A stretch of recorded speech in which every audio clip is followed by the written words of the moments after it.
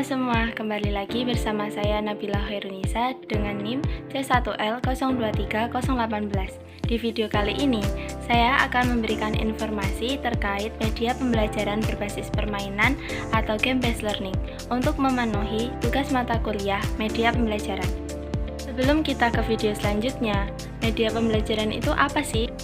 Media pembelajaran adalah segala sesuatu yang digunakan untuk menyampaikan materi pelajaran kepada peserta didik agar mereka dapat belajar secara efektif dan efisien.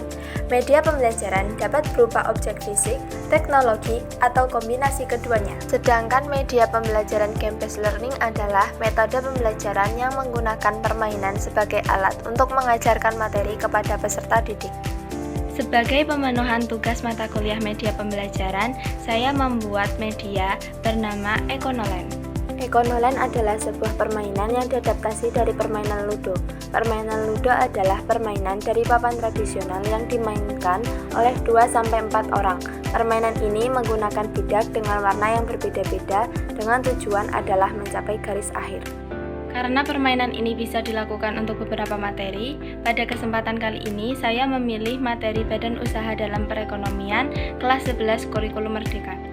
Badan usaha merupakan suatu kesatuan organisasi yang mempunyai tujuan untuk mendapatkan laba atau keuntungan.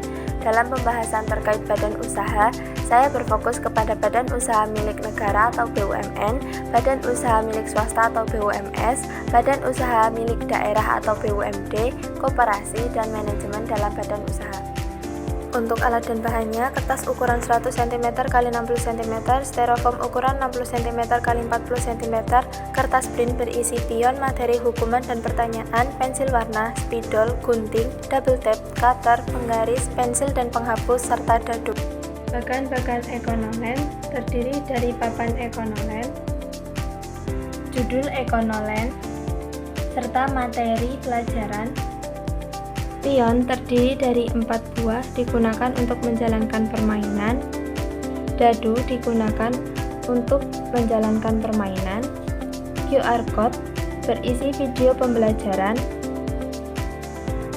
Kotak tanda tanya berisi pertanyaan. Kotak hadiah berisi materi. Kotak bom berisi hukuman. Dan yang terakhir, QR Code berkaitan dengan evaluasi dari media pembelajaran Econoland. Permainan Econoland. Peserta didik dibagi menjadi beberapa kelompok. Satu kelompok terdiri dari 4-5 orang. Semua pemain memulai dengan satu pion yang dipertaruhkan. Wajib untuk mengambil satu buah pion dari home setiap kali melempar dadu. Dadu dengan angka 6 yang keluar, maka mereka akan bermain di urutan pertama. Jika pemain melempar dadu angka 6 dan 3 kali berturut-turut, mereka akan dikenai penalti dan pion terakhir yang digerakkan akan dikembalikan ke posisi awal. Ini tidak berlaku jika pion berada di kotak berwarna. Jika pemain melewati kotak bom atau hadiah atau tanda tanya, maka wajib mengambil kartu yang sudah disediakan. Hambatan atau blokade. Bila dua buah pion dengan warna yang sama berada pada petak yang sama, maka disebut blokade atau penghalang dan menghalangi jalan pion lainnya. Ketentuannya, saat melempar dadu dan keluar angka 6, maka pemain dipaksa membuka blokade. Selain itu, mereka tidak dapat mengulanginya lagi pada giliran itu dengan pion yang sama. Tidak dianggap sebagai blokade ketika dua buah pion dengan warna berbeda saling bertepatan.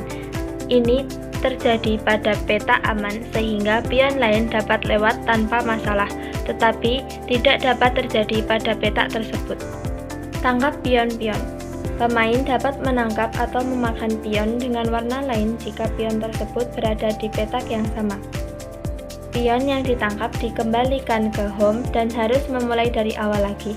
Pemain yang menangkap suatu pion harus bergerak sejauh 5 petak dengan pion manapun bila memungkinkan. Pion tidak dapat ditangkap di kotak aman atau kotak berwarna. Jika ada dua buah pion di kotak keluar dan salah satunya memiliki warna yang berbeda, pemain dapat menangkap pion terakhir yang mencapai kotak tersebut saat mengambil pion dari kotak asal. Garis akhir. Ketika suatu pion telah melewati seluruh papan ekonolen, pion tersebut dapat memasuki garis akhir. Untuk setiap pion yang mencapai peta akhir, pemain harus menggerakkan 10 petak dengan pion lain jika memungkinkan. Pemain harus mendapatkan angka yang tepat pada dadu agar dapat memenangkan permainan.